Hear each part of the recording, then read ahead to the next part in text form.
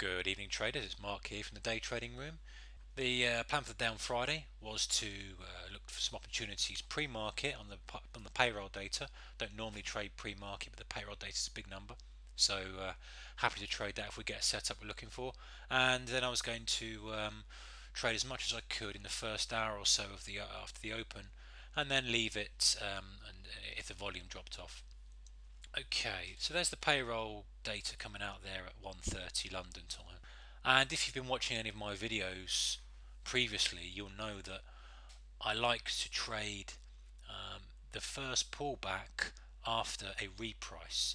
Now, a reprice is defined as a sustained move in one direction. Now, if we're looking at 1 minute chart, I prefer to see three bars, three candles, 3 minutes, but two's enough. All I want to see really is that it holds these levels. It doesn't spike up. If something spikes up and comes straight back again, then the trade's off for me. I want to see it spike up, hold, another spike, hold, preferably a third, and hold. So yes, I like to use this rule here.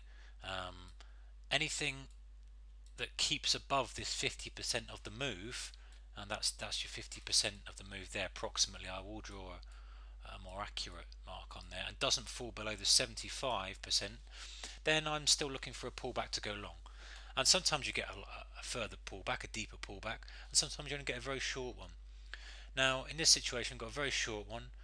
Great tape support came in there. A little bit of weakness. You see a little bit of weakness. Then you see the tape strength coming in, and then you're in. And my buy, great buy, 10,383 was my entry there. Fantastic. Really pleased with the read on that one. And I was happy to add um, as we push down a little bit further, perhaps up to this level here. I'd maybe lighten up if we started to go too much below here, but as long as we're seeing strength, I was happy to be in this trade. Entry was fantastic, exit was absolutely awful. Unfortunately, um, it popped through the highs and it went to, I think it was oh 07 or oh 09, and then I was waiting for it to continue through. I expected a really good flush, and we got this awful little pullback. It was 30 seconds that just started to pull back below this high here, and I just thought this is going to double top on us here. It just looked like it had spiked through. The tape suddenly had a burst of weakness, and so I exited just here and only took 19 points on that trade. Very disappointing, really, after such a fantastic entry at the 83 to come out just at the 402 was disappointing. I just got caught out by that little bit of tape weakness just at the top there, and I was expecting a push up there. We did get a further push, and anyone who stayed in it was rewarded with quite a nice further push up here. I stayed clear of all this, let it come up, let it come up. Um, Again, I'm not looking to short any of this because you've really got to try and pick your entry as best you can. If you're going to short, my recommendation is that you use very small size and you scalp it and you wait for at least the third wave. So you've got your first wave, your second, your third, and then you're looking for some sort of topping pattern. So a lower high or a double top as you got here, and then take your short there. But be very, very careful with that because you really are swimming against the tide and making life hard for yourself. So that was that, and my second setup, as you'll probably know if you've been watching the videos, is to wait for a deeper pullback. So that's what I call the initial pulse pullback, and this one is what I call the deeper pullback. Now I like to look at a moving average year, the 20 period, and as we got around here, I was very tempted after we just pushed under this little bit of support here. You can see we just formed a very tiny bit of support there, just pushed under, and if we'd have poked straight back up, I'd have definitely taken a long on that, looking for a new high and then holding some for a runner. We didn't actually get it, surprisingly enough, and we just started to drift. But notice how the volume was dwindling. The volume was really dying out. But I'm still waiting for that signal to take the long after this deeper pullback. So what I do, something I've mentioned before, these little trend lines are working quite well at the moment. Drawing a quick trend line, and when it breaks, you look for a buy. I actually was looking any point down here. I was watching this very closely because I thought any point between here and this area here, the first pullback level, is going to be a good level to buy. If we started pushing here, I'd look at the VWAP. Any deeper, unless it was a spike lower, I'd probably leave it. So we've got this situation here. We push lower, push lower. We just started to form very slightly there. Just delete those drawings off, and you can see this candle here.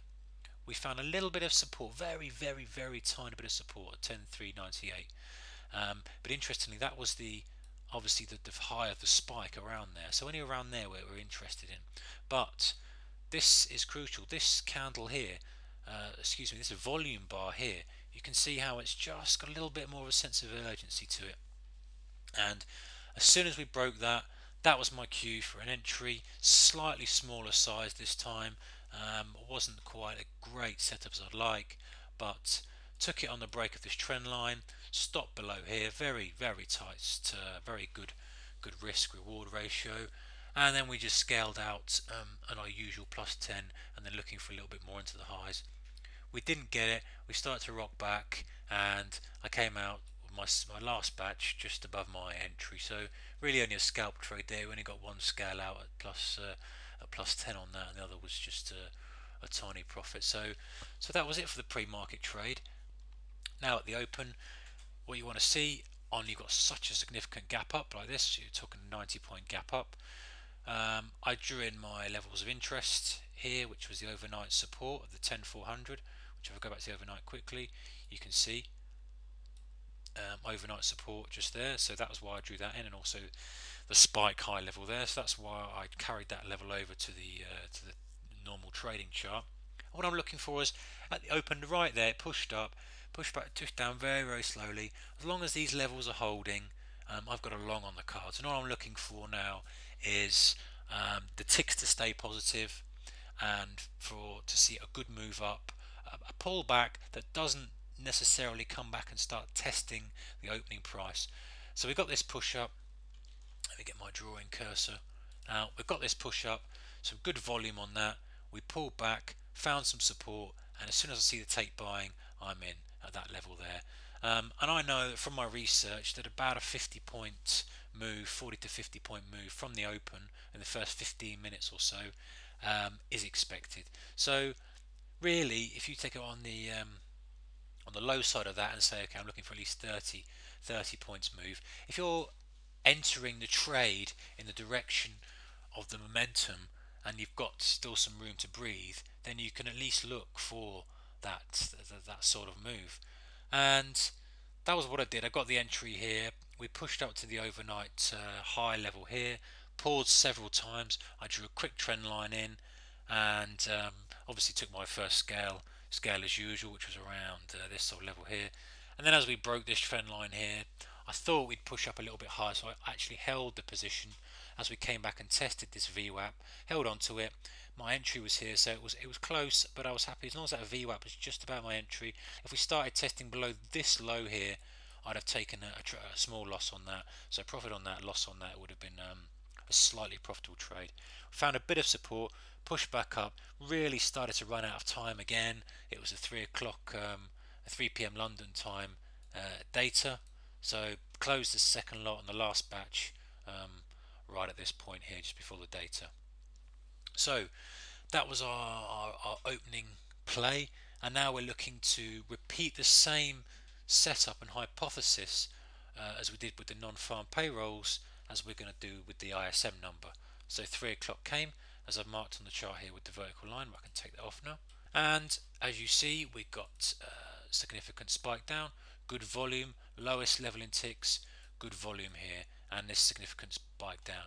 So what we're waiting to see, as before, two good candles. We only got one really this time. Second one was not too bad, but we started to pull back, and now it was interesting to see. This was the turning point really.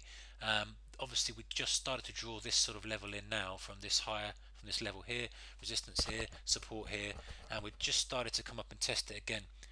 It would have been a fantastic buying opportunity if we'd have seen great tape strength. I'd have bought it hard and I've looked for a push through the highs, as that was just a shakeout.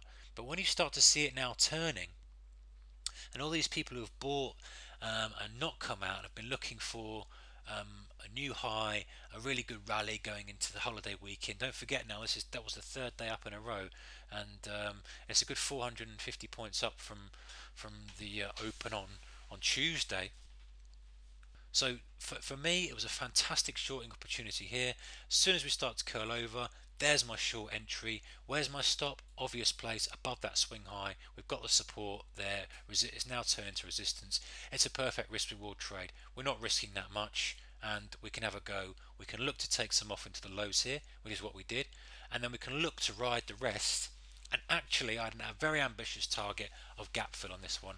I thought as we had double topped, the data had turned us around, and that was now becoming the more dominant data after the payroll data and was pushing us lower.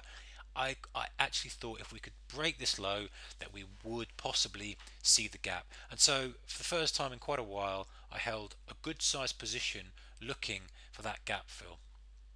I'd made some great profits in the week, some great earlier trades, so it was a time when you can think I'm going to try and press a trade for my final target. So I held this position, and as we pushed down to here. We ran out of steam a little bit, and when you're looking for a longer move, you have to sit through longer market cycles against you. It's very rare for you to see it going all your way all very quickly. If it does, fantastic, it's absolutely great. But you must prepare yourself mentally for the market to unwind itself in a longer cycle against you than if you're looking for just a scalp trade. So you can't have a really tight stop. You have to allow for this sort of situation. Um, Now, I was expecting this sort of cycle back as long as it stayed below this low. Below this open, then I was happy to stay in the trade. At this point, I hadn't drawn this downtrend line. As we start to roll over, picked up a bit of ticks on the downside again, a bit more volume. Then I drew this trend line in here that you can see in white, and I was happy to stay in the trade as long as that trend line was holding. Now, when you're in a trade, you've got your target and you've got your stop loss. But you've also got to have another parameter that says if this happens, then I will look to exit the trade. I.e., if we suddenly get a burst of volume up with high ticks, will that exit the trade? Do you use another indicator to tell you to get out of a trade?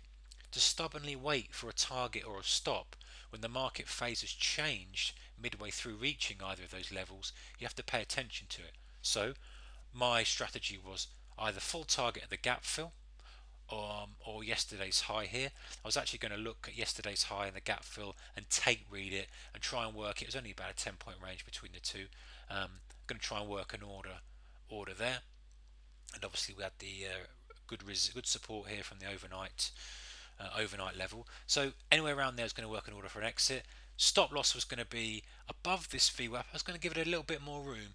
I was prepared for it to come back and tag that VWAP and roll over again for the first cycle, but any more than that, I wanted to see the weakness straight after. So great start to it. You pushed down here, fantastic. We've got 40 or 50 point move in our direction. Started to curl back, absolutely fine. We're happy, we're expecting that. Then we started to roll over again, drew the trend line in.